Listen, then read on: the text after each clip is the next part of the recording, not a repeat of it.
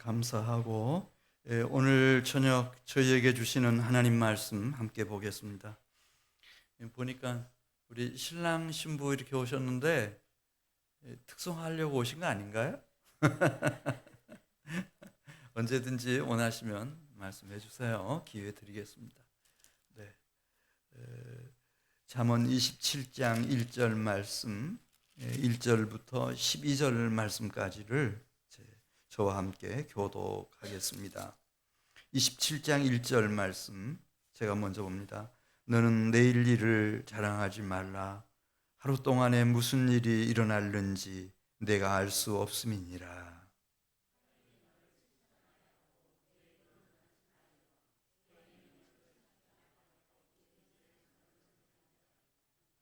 돌은 무겁고 모래도 가볍지 아니하거니와 미련한 자의 분노는 이 둘보다 무거우니라.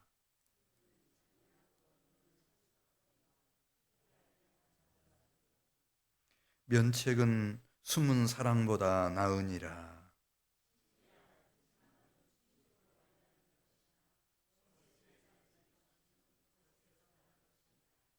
배부른 자는 꿀이라도 싫어하고 줄인 자에게는 쓴 것이라도 다니라.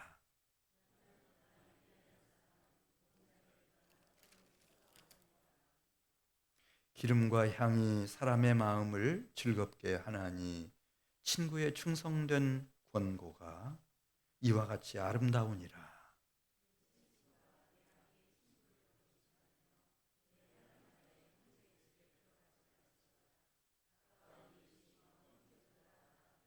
내 아들아, 지혜를 얻고 내 마음을 기쁘게 하라. 그리하면 나를 비방하는 자에게 내가 대답할 수 있으리라.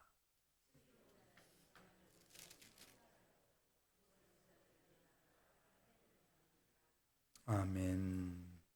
하나님은 우리 한 사람 한 사람이 지혜롭고 명철한 자로 살기를 원하십니다.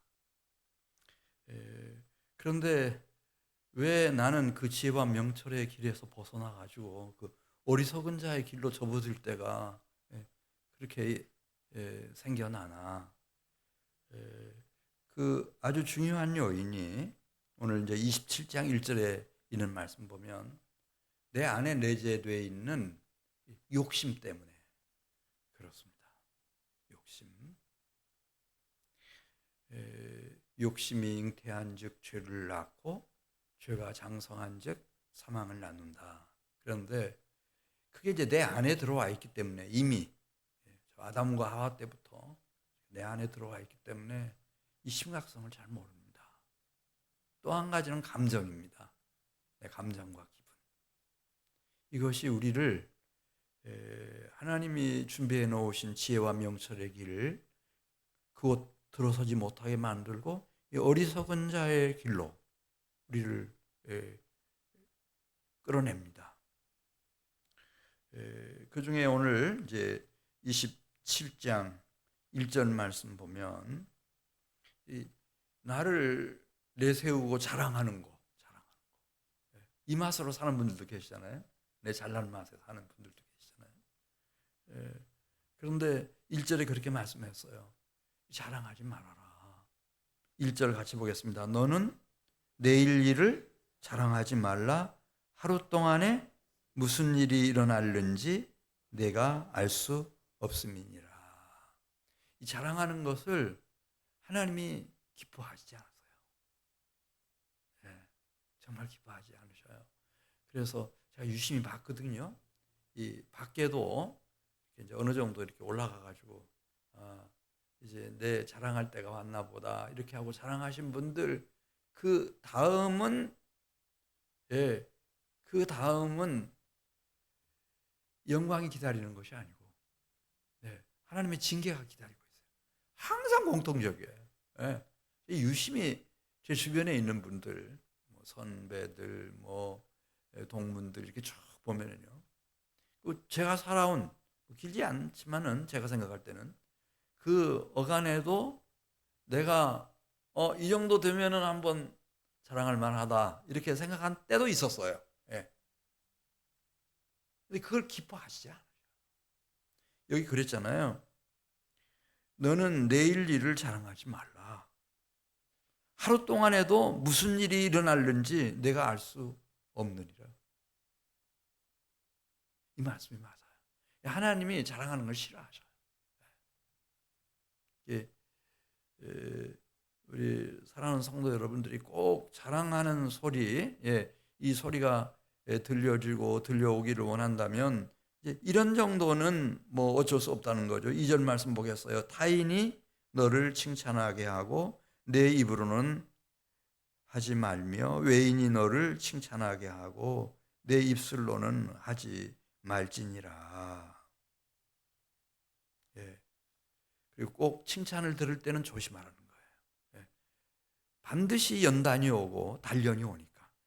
그래서 27장 21절 말씀 보면 불도가니로 은을 풀모로 금을 단련하듯이 칭찬으로 사람을 단련하느니라. 그러니까 막 사람들이 나를 칭찬하기 시작해요. 그럼 기대하셔야 됩니다. 이제는 하나님이 나를 단련하실 시간이 왔구나. 불도가니 속에다가 집어넣어가지고 나를 단련할 시간이 왔구나.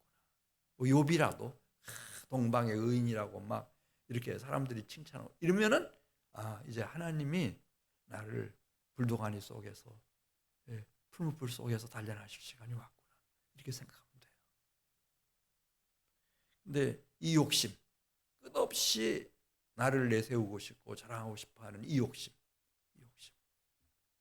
이것이 나를 하나님이 준비해 놓으신 지혜와 명철의 길, 그 지식의 길을 이탈해서 어리석은 자의 길로 들어서게 만드는 결정적 요인들이에요.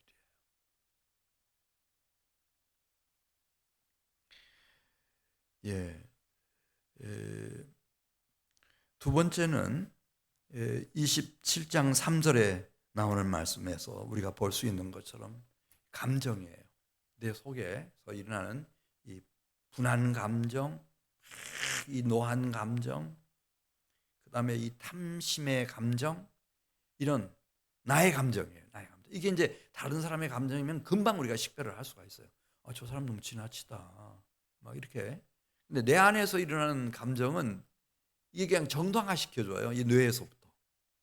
뭐 당연하지. 그렇게 막 분이 나는 것이. 그렇게 막 노발대발하는 게 당연하지. 이런 식으로.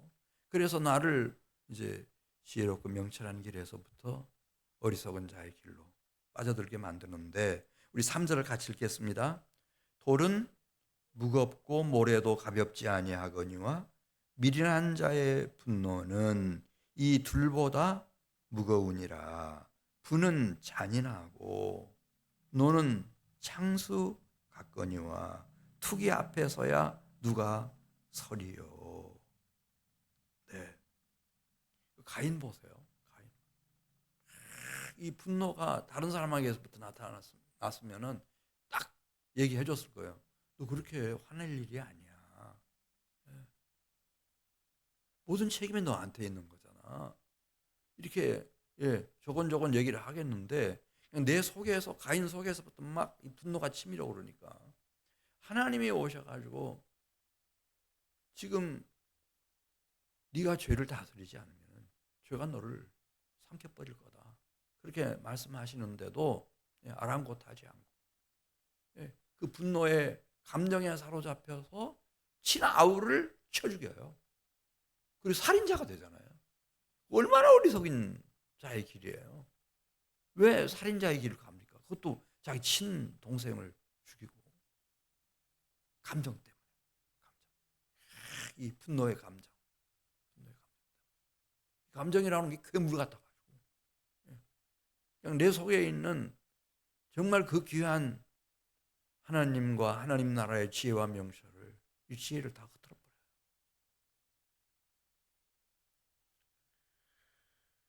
그래, 하나님은 나를 사랑하시고 내가 지혜와 명철, 거룩한 지식의 길을 통해서 하나님 나라까지 완주하기를 원하시는데 나를 이렇게 어리석게 만드는 것이 뭐냐 지금 말씀드리는 거예요. 이게 내 속에 이미 내장되어 있는 욕심, 그리고 또 뭐라 그랬죠? 분노의 감정, 탐심, 이 감정, 기분, 이거예요. 이게 항상 자기는 옳다고 생각을 하도록 뇌가 작동을 해요. 그래서 번번이 속아 넘어가는 거죠.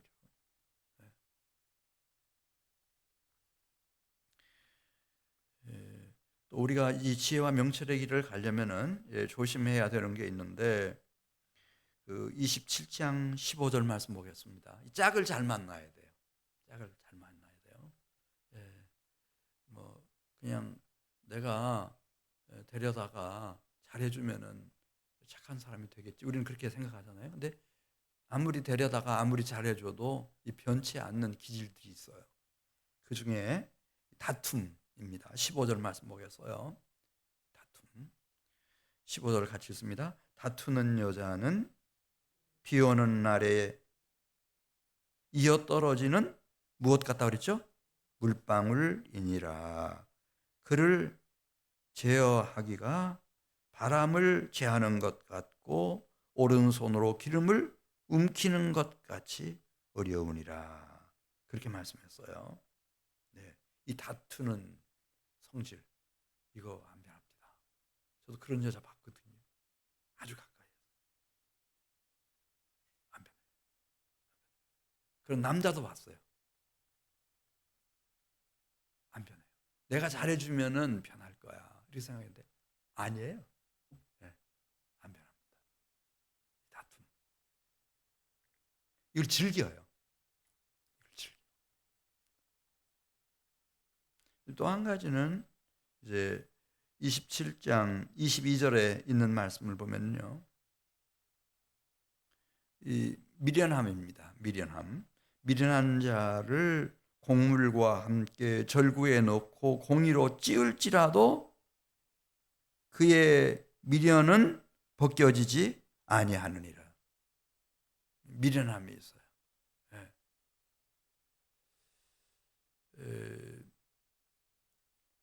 이 미련함이 벗겨지지가 않죠. 그래, 특별히 이제 이런 분들은 제가 볼 때 이제 너무 이렇게 단짝이 된다든지 그거는 조심하셔야 돼요. 우리는 그냥 이렇게 단순하게 생각해서 내가 이렇게 잘 해주면은 착한 사람이 되겠지.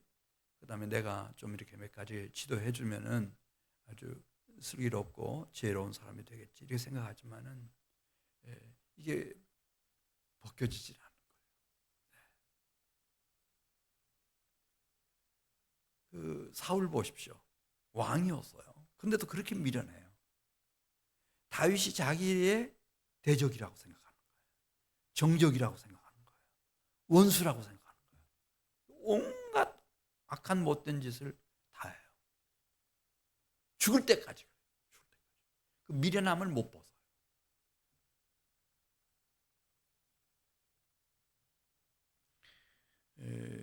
그래, 여기 이제 이런 기질을 가진 사람들은 제가 생각할 때 뭐 내가 아내로 맞이한다든지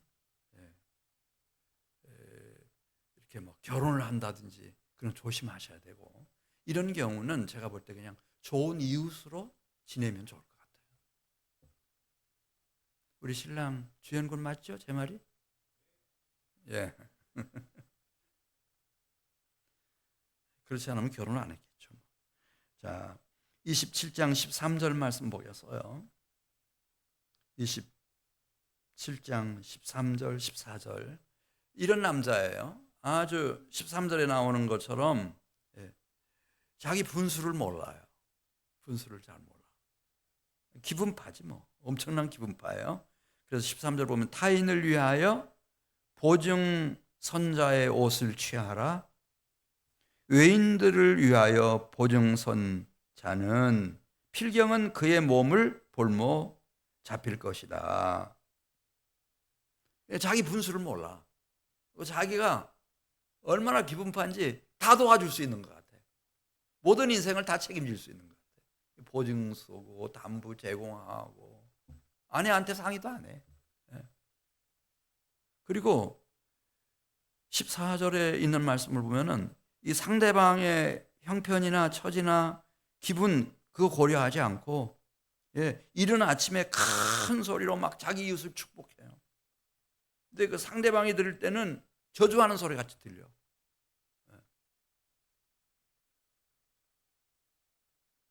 정말 지혜가 없는 거죠. 지혜가 없어. 자기밖에는 몰라.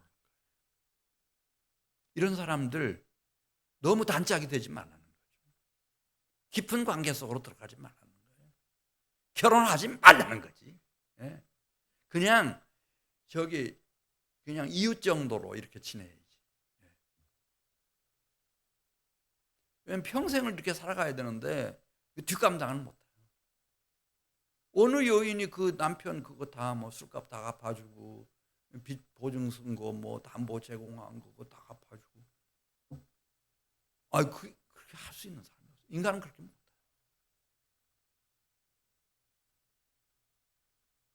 그래서 이제 이 두 번째 지금 말씀하고 있는 것은 이제 결혼할 때는 정말 이렇게 분별력 있게 신중하게. 그래서 이제 짝이 되고 결혼을 해서 부부가 되고 이렇게 하시라. 그냥 너무 기분이 좋아가지고 그냥 그렇게 결혼해놓고는 그 다음에 자기가 어떻게 할 수 없는 그런 상황으로 빠져들면은 그거 안 돼요. 그걸 어떻게 회복할 수가 없어요. 물론 그러면 모든 인간관계를 다 거리를 두고 그냥 혼자서 살아가야 되나 그 얘기는 아니에요. 이런 분별력을 가지라는 거죠. 자, 27장 5절 가서 보겠어요. 우리는 혼자서는 못 살아요. 이웃이 필요하고 그 중에서도 정말 진실하고 정직한 친구도 필요하고. 그래서 이제 27장 5절 말씀을 보면은 살아가면서 나를 면책해 줄 수 있는 친구를 좀 둬라. 그 얘기하네요. 5절을 같이 읽습니다. 면책은 숨은 사랑보다 나으니라. 면책이 뭐예요? 책임을 모면해 주는 게 면책이에요? 여기 면책은 그게 아니고 얼굴을 마주하고 잘못한 것을 지적해 주는 걸 말하는 거예요. 엄마가 딸한테 그렇게 해주잖아요. 아빠가 아들한테 말해줘요. 다른 사람 친구 물건 가져오면 돼, 안 돼?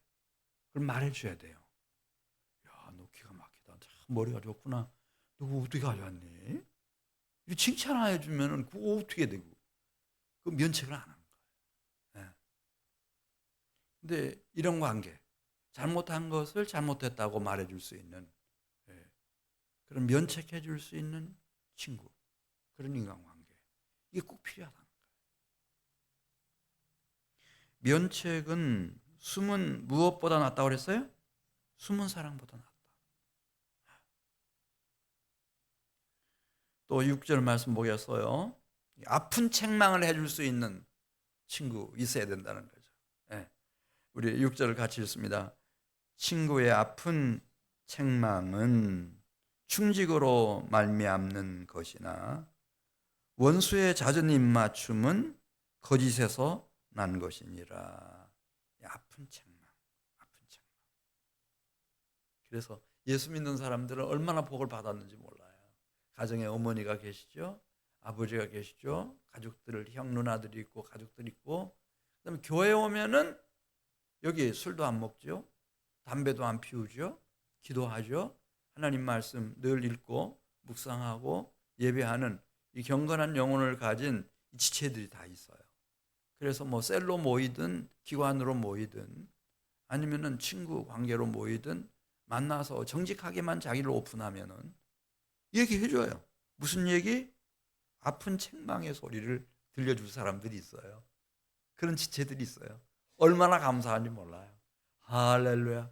그래서 우리가 미혹당하지 않고 지혜와 명철의 길을 걸어가도록 그렇게 만들어주는 거죠.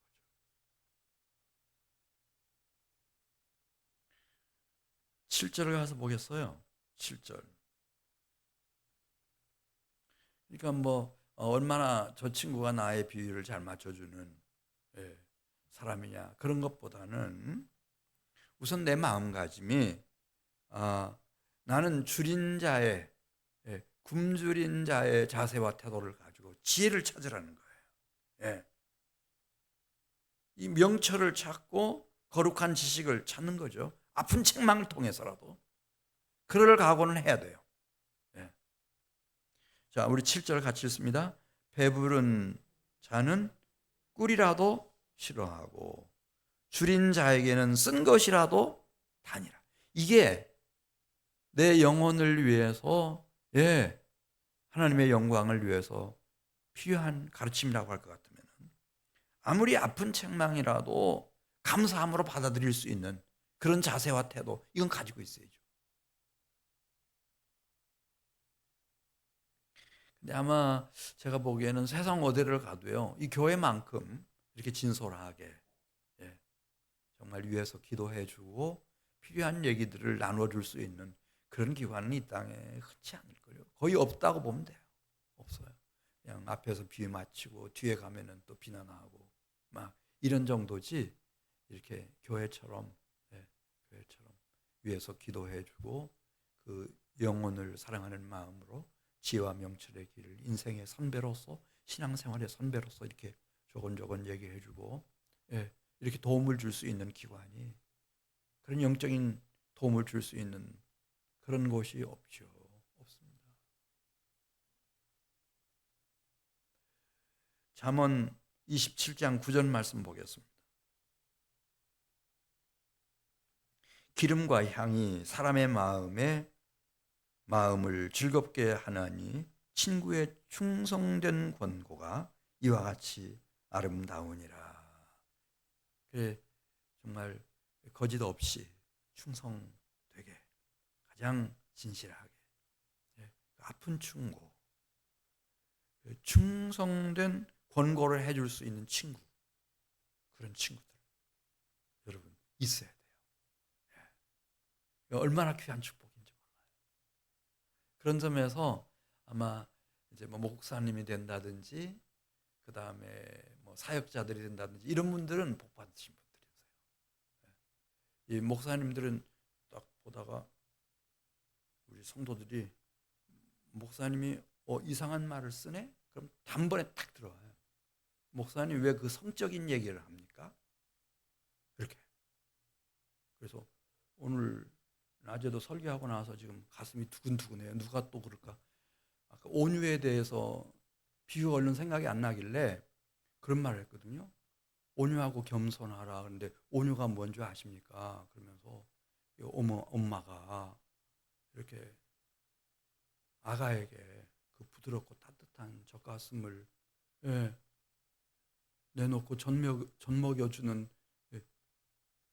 그걸 생각하면은 그게 온유다, 그게 따뜻하고 부드러운 거다 이렇게 설명했는데 또 누군가가 또 이제 어떡하지? 막 가슴이 또 졸이는 거예요. 막 졸여. 그래, 뭐 설교자들 괴롭히라는 뜻은 아니고 그만큼 이렇게 얘기해 줄 분들이 많으세요. 할렐루야. 얼마나 감사해요.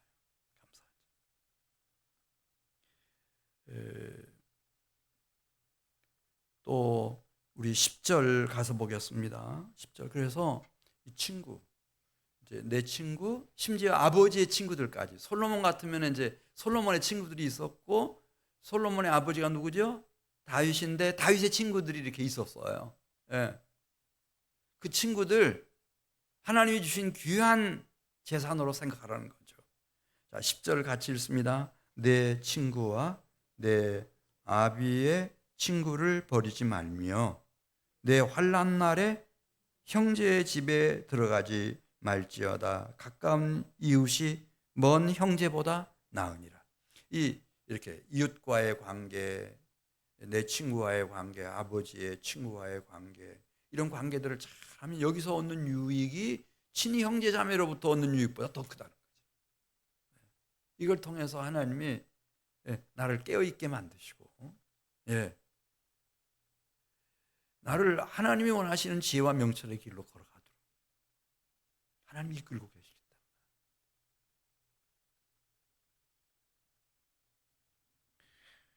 이 친구들을 통해서 이제 17절 말씀을 보면은 하나님이 내 인생을 빛나게 하신대요. 빛나게 하셔.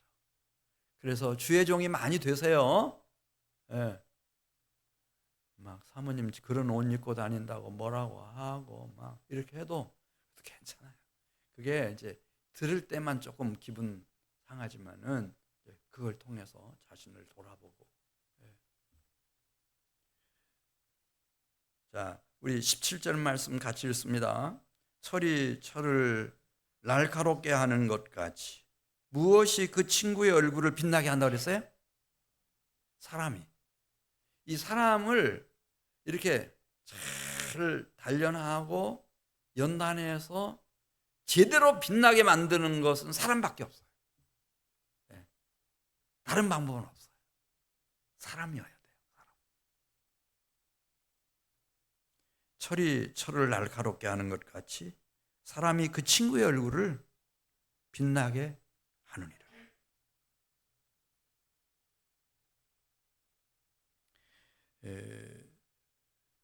그러면 하나님께서 그렇게 이제 단련되고 연단되고 늘 일신우일신하면서 그리스도의 장성한 분량까지 하나님의 지혜와 명철로 자라나는 모습을 하늘 아버지께서 보시면서 얼마나 기뻐하실까. 11절에 썼어요. 11절.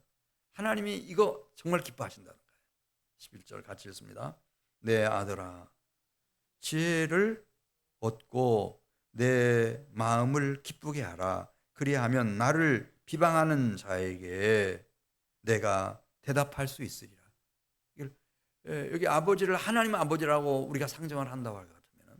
사탄 마귀가 뭐 이렇게 저렇게 참소한다 한들 하나님께서 막 너무 기뻐하신다는 거예요. 왜냐하면 그런 일과 과정을 통해서 당신의 자녀 같은 보배롭고 존귀한 자녀 같은 내가 더 단련되고 연단되고 빛나는 영혼이 되고 그리스도의 장성한 분량까지 성장하고 더 깨어나서 지혜와 명철의 길을 걸어가는 것을 보면서 하나님은 자랑스럽게 생각하신다는 거죠. 네. 12절 말씀 같이 읽습니다. 슬기로운 자는 재앙을 보면 숨어 피하여도 어리석은 자들은 나가다가 해를 받느니라. 그래서 앞에서 말씀드린 것처럼 혹시 이 다투는 성질을 가진 사람이 있다, 정말 미련에 빠진 사람이 있다, 아주 악행하는 자가 있다, 교만한 자가 있다 하더라도 내치지는 마세요. 그냥 이웃에 두세요. 이웃에 두고 그냥 좋은 이웃으로 지내는 거죠. 뭐, 좋은 이웃으로 지내는 거예요. 근데 그들을 통해서 하나님께서 나를 깨우쳐 주시는 게 있어요. 12절에서 우리가 본 것처럼 슬기로운 자는 재앙을 보면 숨어 피하여도 어리석은 자들은 그 길로 끝까지 가다가 심판의 멸망을 받는 거죠. 거짓되게 살면 어떻게 되는지, 행악하는 자가 어떻게 되는지, 음란한 자가 어떻게 되는지, 교만한 자가 어떻게 되는지, 하나님 없는 인생들이 어떻게 되는지 이거 다 보게 하시는 거죠. 이걸 부정적 모델이라고 하는데 이게 필요해요.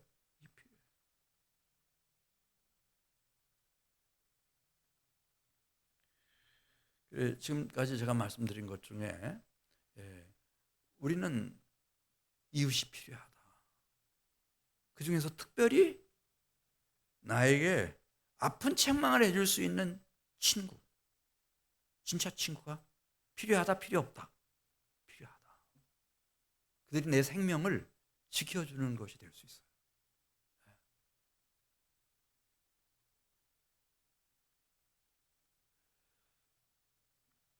이제 마지막 하나 말씀드리고 마치도록 하겠습니다. 27장 8절 가서 보겠습니다. 우리에게 꼭 물론 우리가 이제 하나님 나라의 소망을 가지고 살아가지만은 이 땅에 우리가 육신을 입고 살아가는 동안 필요한 것들이 있다. 그걸 지금 이제 8절에서 말씀해요.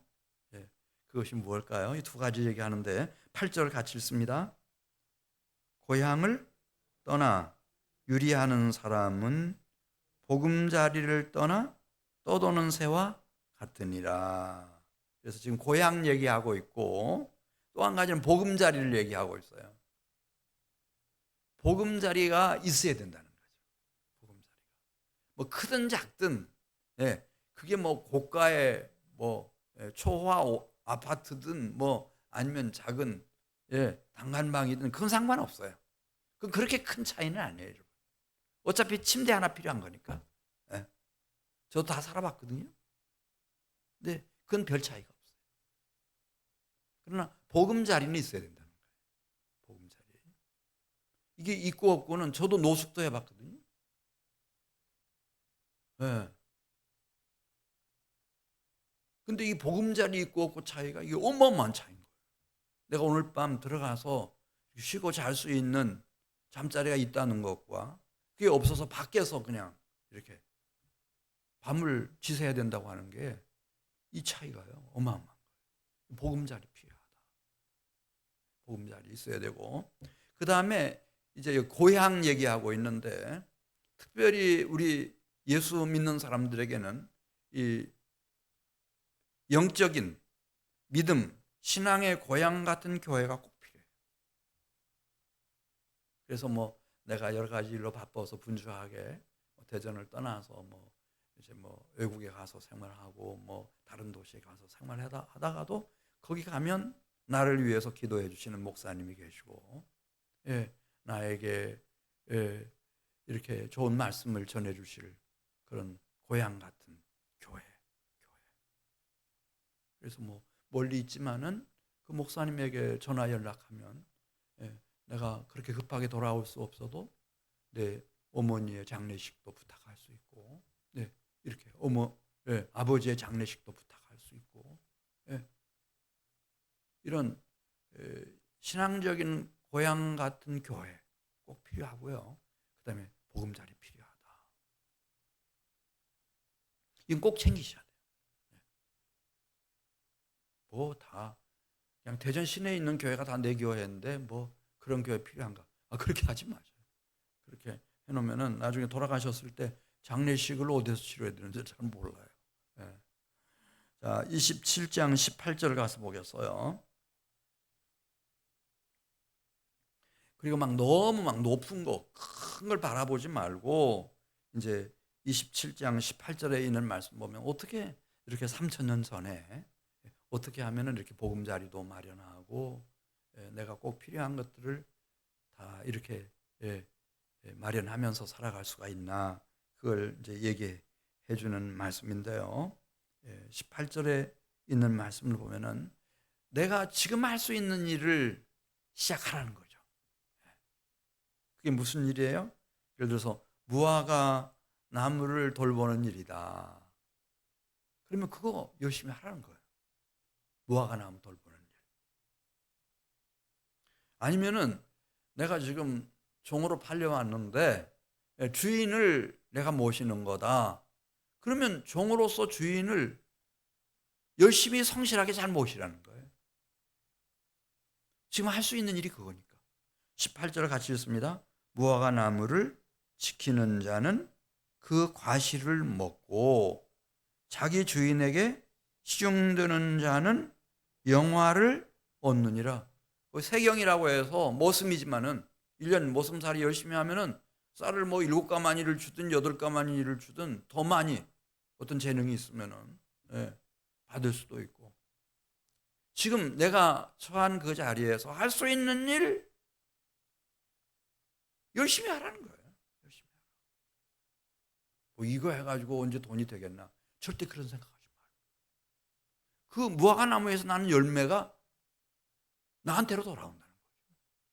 내가 종으로서 섬긴 이 모든 섬김이 주인을 통해서 나한테도 다 돌아오게 돼 있다는 거예요.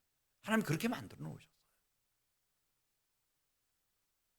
23절 말씀 보겠어요. 그렇게 하다가 양 새끼를 한 마리, 또 양 새끼 그러니까 또 누가 아이고 왜 목사님 새끼라는 말을 쓰세요? 그럴까 싶어서 지금 가슴이 또 두근두근 하는데 저는 하도 혼이 나가지고 23절.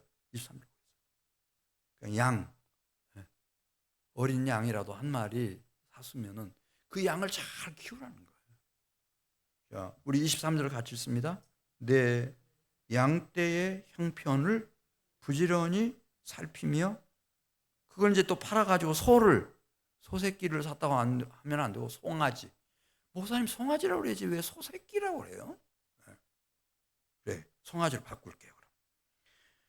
내 소떼에 마음을 두라. 대저. 예. 그래서 열심히 양을 치고 소를 치라는 거예요. 이게 돈이 돼야 안 돼요? 당연히 돈이 되죠. 계속 보겠어요. 24절.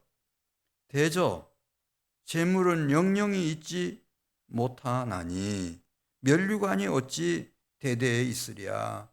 이게 진짜 이제 자기 무화과 나무 한 그루가 됐든 머슴살이 종살이가 됐든 아니면 어린 양이 됐든 아니면 송아지가 됐든 이거를 잘 키우는 것이 이게 진짜 자기의 소유가 된다는 거죠. 재물 많다? 그런 거 자랑하지 말아라. 여러분, 이 재물이라고 하는 게 저희 어릴 때는요 1억 있는 사람 보지도 못했고요. 제가 대전 나와가지고 옥계동에 집 하나 사는데 그때 160만 원이었는데 160만 원. 시내에도 한 300만 원, 400만 원이면 집 살 수 있는 때가 있었어요. 저희들 대전 나올 때는. 근데 지금 1억 가지고 집 살 수 있는지 모르겠네요. 그렇게 땅 있고 막 건물 있는 건물. 이게 재물이라고 하는 것이 그렇게 돼 있어요. 경제 구조가. 10억 그러면은 지금은 10억 하면은 적지 않은 돈이죠.